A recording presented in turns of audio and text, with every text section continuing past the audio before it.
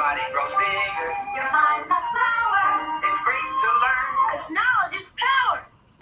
It's Schoolhouse Rock. What you want to learn? All your favorite Schoolhouse Rock. Happy Tuesday. Thank you for joining us. We hope you're having a great week. We are finally done at the Wood County Fair, and whew, it was a warm one this last week. If you were not able to stop out and see us, we still have shirts available. They're pretty cute. I'm not quite sure who designed them. Well, actually, I do know who designed them. You'll see in a few minutes. But these are for $15 available still at the office. We have them in white and black. We sold about 25, and Sherry was our top seller, and I'm sure she's going to brag about it for the next year.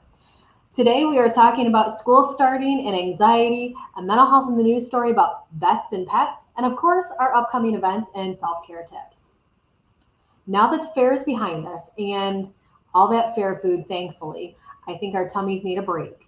We are going to talk about what's coming up and some fun things to look forward to. Day Out with NAMI is on September 14th. We'll be doing it. Our next education series is on the topic of insurance coverage for mental health services. This will be held on Wednesday, September 15th in the evening. Both peer-to-peer and family-to-family are getting ready to start at the end of September. If you are someone that lives with mental illness or are a family member, check these classes out on our website or share it with folks that you think would be interested. Next, we have some opportunities for some mini grants to different faith community leaders. If you are interested in participating in some mental health initiatives, reach out to get involved. And last but not least, we are gearing up for our afterburn this fall. We're going to have a 5K run walk, the chili cook-off, family-friendly games, community resource fair, and remembrance ceremony, and I think we called it something about lights in memory. So if you're interested in any of that, check out our website. We would love to have you. So we have a lot coming up. Phew! Courtney is going to talk to us now about school starting and anxiety that may go along with it. Hi, Courtney. Hi, Jessica. How are you doing? I'm doing all right, obviously at home. Well, we're excited to hear what you have to share. Yeah, I'm excited to share. The transition back to class as summer ends can be a stressful time for children and parents alike. Some anxiety is a normal response, but parents should know the difference between normal back-to-school jitters and anxiety that could warrant more attention. Anxiety symptoms that persist beyond the first few weeks of school and that seem excessive may require consultation with an expert. This is from Johns Hopkins Children's Center psychologist Courtney Keaton, who actually specializes in the treatment of childhood anxiety and selective mutism.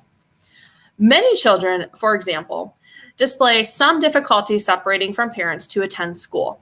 However, tantrums when separating, problems sleeping alone, or refusal to attend activities without parents may suggest a problem requiring intervention.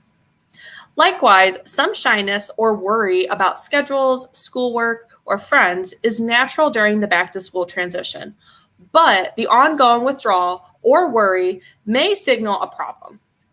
Additionally, with this pandemic that has been happening, many students, teachers, and parents aren't used to what is deemed a normal school year. This past school year, including in spring 2020 and fall 2020, had a lot of different modes of learning. And this even led into this last school year. Many students, including early elementary, like those who may be going into first or second grade, or even college students, such as those who are juniors in college, may have only known virtual learning because that's all they've ever done since they started their academic career. So stress and anxiety can be common during the school year for students. But with many changes in the past and potential changes that could come, it's important for adults to pay attention to how students are feeling. So I have some helpful tips on how to ease anxiety. First one, a week or two before school starts, start prepping children for the upcoming transition. So this could include setting a realistic bedtime, so not staying up all night, and then selecting tomorrow's clothes, getting them ready back into that routine.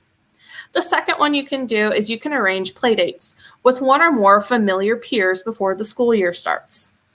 Research shows that the presence of a familiar peer or friend during school transitions can improve children's academic and emotional adjustment. You can also visit the school before the school year begins and rehearse the drop-off and spend time on the playground or, if you can, inside the classroom.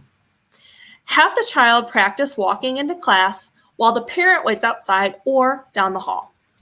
Next, you can come up with a prize or rewarding activity that the child could earn from separating from mom or dad to attend school. And last tip I have is to validate the child's worry by acknowledging that, like any new activity, starting the school year can be hard, but becomes easy and fun. We're all stressed out, as usual, with this pandemic, so be sure, if you're a parent or teacher, to also take care of yourself. And it's okay if you don't have all the right answers. That's all I have for today's segment, so back to you, Jessica. Thank you for talking about this important topic, Courtney. It can be tough to watch your kiddo go through some of these things and just not be able to fix it for them, but I think you had some great tips.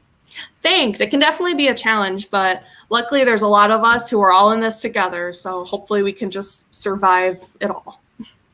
Absolutely. Thanks, Courtney. Thank you. So we had somebody here at the office on the phone. I'm giving her just a few moments, maybe a few seconds to collect herself. But we had talked about that pets and vets story. Really doesn't get much better than that. Bree is going to share what this mental health in the news story is all about now. Hey, Bree. Hey, Jessica. You ready to share with us? Sure am. A bill to connect more veterans with service dogs trained to support mental health conditions is headed to President Joe Biden's desk. The Senate on Friday passed the Puppies Assisting Wounded Service Members, or PAWS, for Veterans Therapy Act, which requires the Department of Veterans Affairs to create a pilot program for veterans with post-traumatic stress disorder to train service dogs. The bill also allows, but does not require, the VA to provide service dogs to vets with mental health conditions. According to Senator Kevin Kramer, who is one of the bill's co-sponsors, many veterans with mobility impairments have had their lives changed and in some cases saved by service dogs. The goal of this bill is to expand its treatment by launching a pilot program to make veterans with mental health issues, such as depression, eligible to receive service dogs. From 2005 to 2018, nearly 90,000 veterans died by suicide, according to the most recent data from the VA. Sponsors of the Pause for Veterans Therapy Act and their supporters say that out-of-the-box approaches to mental health treatment, including service dogs, could help reduce veteran suicides. Having passed the House in May, the bill now goes to the President to become law. Back to you, Jessica. Hi, it's me. The phone always rings, right? We're All so right, popular. Thanks for sharing that, Bree. All right, up next we have Sherry with some great self-care tips per usual. Okay, Sherry. Hi. So we were talking about coping with anxiety. So I want to talk about coping with health anxiety, which is anxiety going back to school and having COVID. This can cause some anxiety. So here are some tips we can do to help ourselves. Stick with trusted information and not the social media or Dr. Google. And take some breaks from the news. Challenge your anxiety thoughts by writing them down and sharing them with a professional. I have a challenge for you. Everyone wear their favorite outfit or color next week. Teach yourself how to relax with a different meditation techniques. And words from my dad, relax and have a good day. Back to you, Courtney or Jessica. You don't know who's going to pop on the screen, do you? No. It's my phone day. The phone keeps ringing and we just keep answering it. So thanks for sharing, Sherry. I'm going to bring everybody back on. We appreciate you spending a few moments with us today. We hope you have a great week. And until next week, hang in there.